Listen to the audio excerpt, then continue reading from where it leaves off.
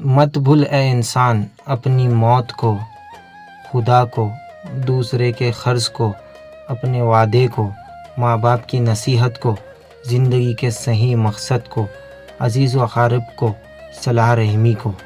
حضرت علی رضی اللہ تعالیٰ عنہ نے فرمایا، اگر نسلوں میں سرداری چاہتے ہو تو کھلانے والی سوچ رکھو، کھانے والی سوچ نہ رکھنا، ورنہ غلامی عادت بن جائیں گی۔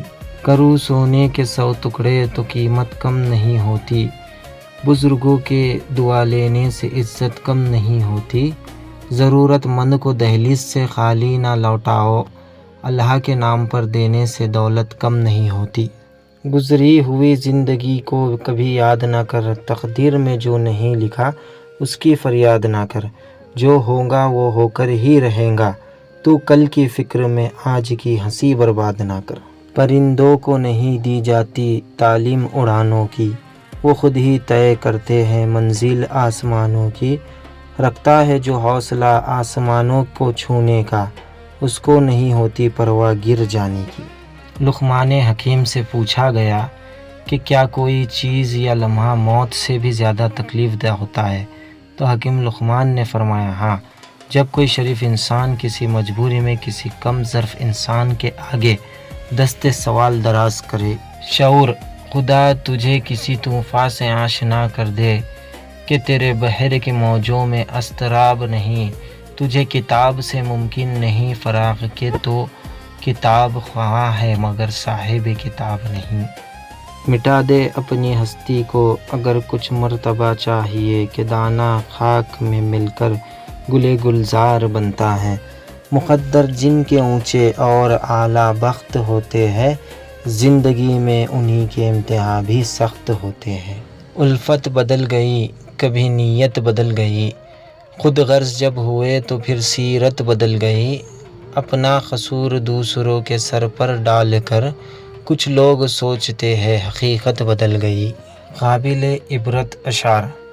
گھر سے ایک مسافر چلا جس کے کچھ ارمان تھے، کچھ قدم آگے چلا راستے میں قبرستان تھے، قبرستان میں ایک ہڈی ملی جس کی کچھ بیان تھے، اے مسافر سنبھل کے چل ہم بھی کبھی انسان تھے۔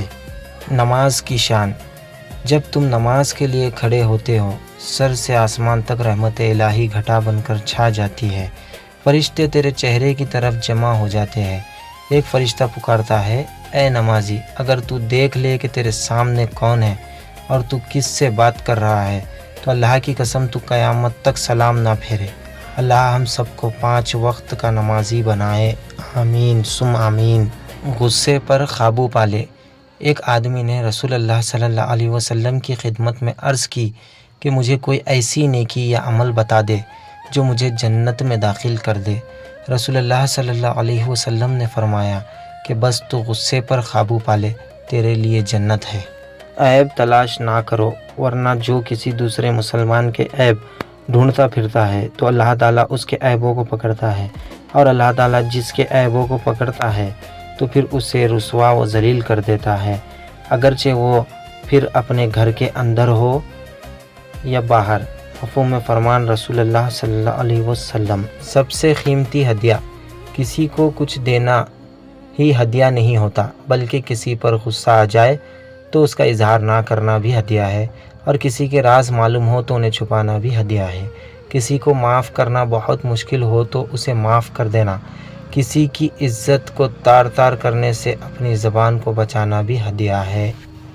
قرآن کی طاقت۔ سورہ یاسین تمام خواہشوں کو پورا کرتی ہے، سورہ رحمان چہرے پر نور لاتی ہے، اور سورہ واقعہ رزق میں کشادگی لاتی ہے۔ سورہ یوسف ہمیں سکھاتی ہے، اللہ تمہیں انہی لوگوں کے سامنے دوبارہ کھڑا کرے گا جنہوں نے تمہیں توڑا تھا، مگر اس وقت تمہارا معیار اور مقام الگ ہوگا۔ حضرت علی رضی اللہ تعالیٰ عنہ نے فرمایا، قیامت کی نشانی میں ایک نشانی یہ بھی ہے کہ جھوٹے لوگوں کی عزت ہوگی اور سچے لوگ ذلیل ہو رہے ہوں گے۔ کوئی تمہارا کردار اٹھا کر بیچ سڑک پر بھی لٹکا دے تو بھی یاد رکھو، وَتُعِزُّ مَن تَشَاءُ وَتُذِلُّ مَن تَشَاءُ۔ حضرت علی رضی اللہ تعالیٰ عنہ نے فرمایا، تمہیں بہت سے لوگ بدنام کرنے کی کوشش کریں گے، مگر تم یاد رکھنا عزت اور ذلت صرف اللہ کے ہاتھ میں ہے۔ دنیا کی زندگی، آپ صلی اللہ علیہ وسلم نے فرمایا، اللہ کی قسم آخرت کے مقابلے میں دنیا کی مثال بس ایسے ہی ہے جیسے تم میں سے کوئی اپنی انگلی سمندر میں ڈبوئے، پھر وہ دیکھے کہ وہ انگلی پانی کی کتنی مقدار کے ساتھ لوٹتی ہے۔ اللہ تعالیٰ فرماتا ہے، زیادہ سوچنا، شکایت کرنا، خود پر بہت زیادہ دباؤ ڈالنا بند کرو، اس کے بجائے مجھ پر اعتماد کرو۔ تمہارا مجھ پر بھروسہ کہاں ہے؟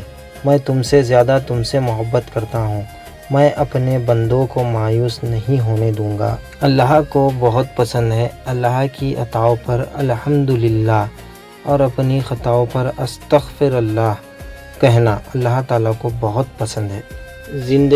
زندگی روز کچھ نہ کچھ سکھاتی ہے، لیکن بنیادی چیز یہ ہے کہ انسانوں سے توقعات کم سے کم رکھے اور اوپر جو ذات ہے اسی پر توکل رکھے۔ استغفار کی اہمیت۔